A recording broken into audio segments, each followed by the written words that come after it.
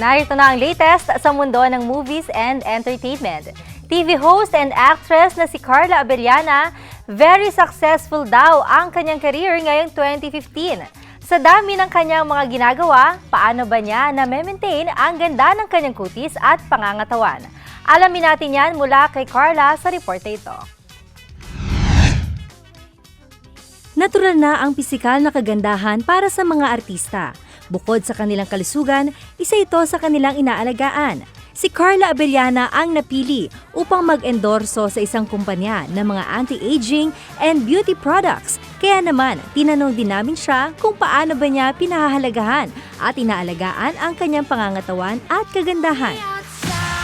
Mahirap yan, hindi yan iisa lang, hindi siya parang isang secret lang and hindi din siya madali. Lagi as much as possible, matulog ng kompletong 8 hours, uminom ng maraming tubig, kumain ng tama, mag-exercise consistently dahil ang diet hindi mag-work without exercise and ang exercise din naman hindi mag-work without diet. Laging positive ka lang para nakangiti ka lang, yun lang din yung marireflect mong energy sa mga tao.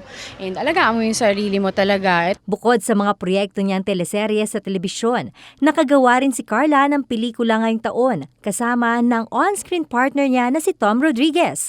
Ano ba ang great achievements ng isang Carla Abellana ng taong ito? Ang makabangon ulit kasi, like what I said, lahat tayo may kanya-kanyang problema. Ako honestly, personally, marami akong pinagdaanan this year, specifically nung medyo nag-umpisa pa lang ang 2015. So yung greatest achievement ko is naibaliktad ko naman yun, nakabangon ako ulit, nakabawi ako, para at least bago matapos yung taon, masaya ako. Sa larangan ng kanyang ginagalawan, marami nang napatunayan si Carla. Sa darating na taon, may mahihiling pa kaya siya? Huwag masyadong gumastos sa mga hindi naman kailangan at basta-bastang gusto. Although ako naman, hindi ako yung type na binibili ko lang kung ano yung makita kong gusto ko. Lagi ko namang pinag-iisipan talaga muna. Pero siguro yon less gastos on things na hindi naman talaga sobrang kailangan. Isa si Carla sa mga hinahangaang aktres ng ating bansa. At anya, marami pang dapat na abangan sa kanya sa darating pang mga taon.